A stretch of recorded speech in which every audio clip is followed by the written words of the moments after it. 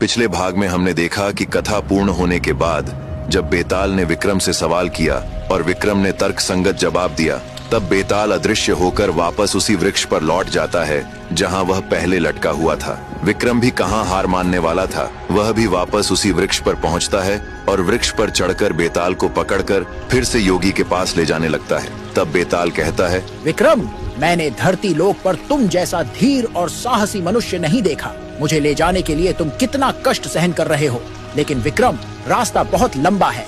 चलो, रास्ता काटने के लिए तुम्हें एक बहुत ही रोचक कथा सुनाता हूँ। अब ध्यान से सुनो।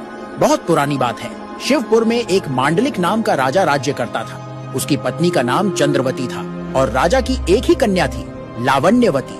वह अपने नाम के अनुरूप ही अत्यंत सुंदर थी। जब राजकुमारी विवाह योग्य हुई तो राजा के सगे संबंधियों ने उसके विरुद्ध षड्यंत्र रचकर राज्य में फूट डाल दी और राजा को सिंहासन से उतार दिया।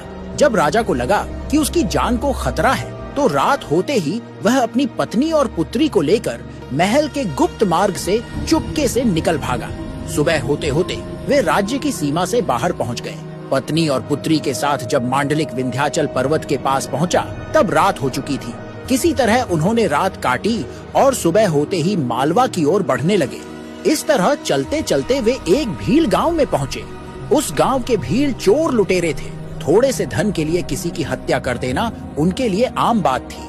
अच्छे वस्त्र और गहने पहने हुए मांडलिक, चंद्रवती और लावण्यवती को उन्होंने दूर से ही देख लिया और उन्हें लूटने के लिए अनेक प्रकार के अस्त्र शस्त्र लेकर उनकी ओर दौड़ पड़े।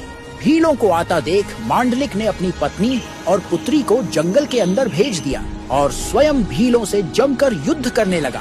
भीलों की संख्या बहुत अधिक थी। लंबे समय तक युद्ध करने के कारण मांडलिक थक गया और अंततः भीलों के हाथों मारा गया। अब आगे की कहानी जानने के लिए देखिए अगला भाग।